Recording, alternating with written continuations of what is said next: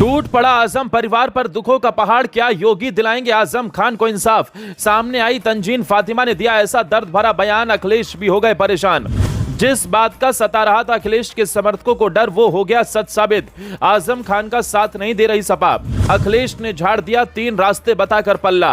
आजम खान की बेगम ने खोली अखिलेश की सच्चाई, सारे अरमान रह गए सपाइयों के धराशायी। जेल में मुलाकात कर बोली ऐसी बात, उठने लगे सियासी गलियारों में सवाल। जी हां, ये बात 16 आने सच है, क्योंकि यूपी की सियासत में अब एक नया मोड़ आ गया है।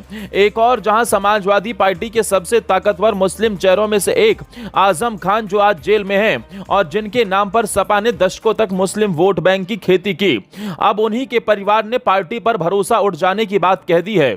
जिसके बाद अखिलेश के समर्थकों पर दुखों का पहाड़ टूट पड़ा है।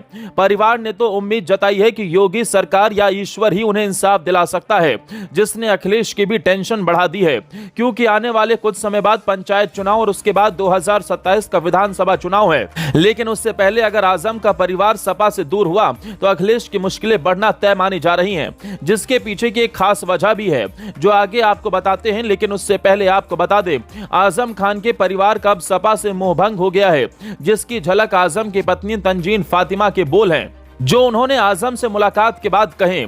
दरअसल सीतापुर जेल में आजम खान से तंजीन फातिमा और बेटा अदीब आजम मिलने पहुंचे, लेकिन मुलाकात के बाद उनकी आंखों में आंसू और लबों पर सिर्फ मायूसी थी। तंजीन फातिमा ने इसके बाद मीडिया में वो बोल दिया जिसके बारे में अखिलेश ने सपने में भी नहीं सोचा होगा।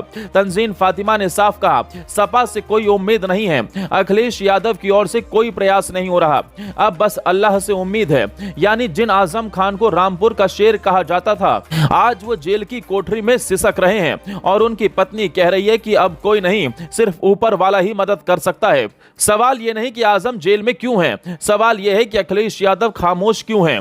जब उनसे पूछा गया क्या सपा आजम खान के लिए कुछ कर रही है, तो अखिलेश ने तीखा और टालमटोल भरा जवाब दिया, जिसके बाद सियासी गलियारों में भी हलचल मच गई। रिपोर्ट्स की माने तो अखिलेश ने आजम खान के लिए 3 रास्ते बताए। उन्होंने कहा कि या तो सरकार बदले, या कोर्ट इंसाफ दे, या फिर ऊपर वाला मदद करे।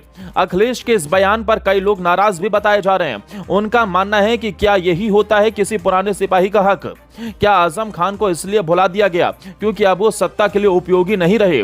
ये ऐसे सवाल हैं जो अखिलेश को 2027 चुनाव में टेंशन बढ़ा सकते हैं। बता दें, इस वक्त आजम साहब बहुत कमजोर हो चुके हैं। भीषण गर्मी में एक बंद कोठरी में उन्हें रहना पड़ता है। इलाज के नाम पर बस खाना पूर्ति हो रही है। ये बात तंजीन फातिमा ने कही। उन्होंने 10 किलो दशहरी आम और दवाइयां आजम को जेल तक पहुंचाई। ये सिर्फ आम नहीं थे, ये एक बेबस पत्नी की आखिरी उम्मीदों का तोहफा था। आपको बता दें, जब आजम खान सत्ता में थे, अखिलेश के साथ मंच साझा करते थे, तब उन्हें सपा का मसीहा बताया जाता था। लेकिन आज जब वो 7 साल की सजा भुगत रहे हैं, तो सपा से कोई नेता उनसे मिलने नहीं जाता। समर्थकों का कहना है कि जब तक वोट खींचने की जरूरत थी, तब तक आजम जरूरी थे, अब सिर्फ चुप्पी है। जिस पार्टी ने मुस्लिम हितैषी होने का दावा किया, वही पार्टी आज अपने सबसे बड़े मुस्लिम नेता को राजनीतिक रूप से डिच कर रही है। आजम के समर्थकों में नाराजगी है, बगावत की बू है, और सबसे बड़ा सवाल उठता है, क्या मुस्लिम समुदाय अब भाजपा के विकास और न्याय मॉडल की ओर बढ़ेगा? एक और योगी आदित्यनाथ साफ कहते हैं, अपराधी की कोई जाति या धर्म नहीं होता। वहीं अखिलेश यादव जैसे नेता आज अपने ही पुराने साथियों को अकेला छोड़ रहे हैं। तो सवाल उठता है, क्या मुस्लिम समुदाय को भी विकास और वफादारी में फर्क करना सीखना होगा? इसका जवाब कब आता है, ये देखना होगा।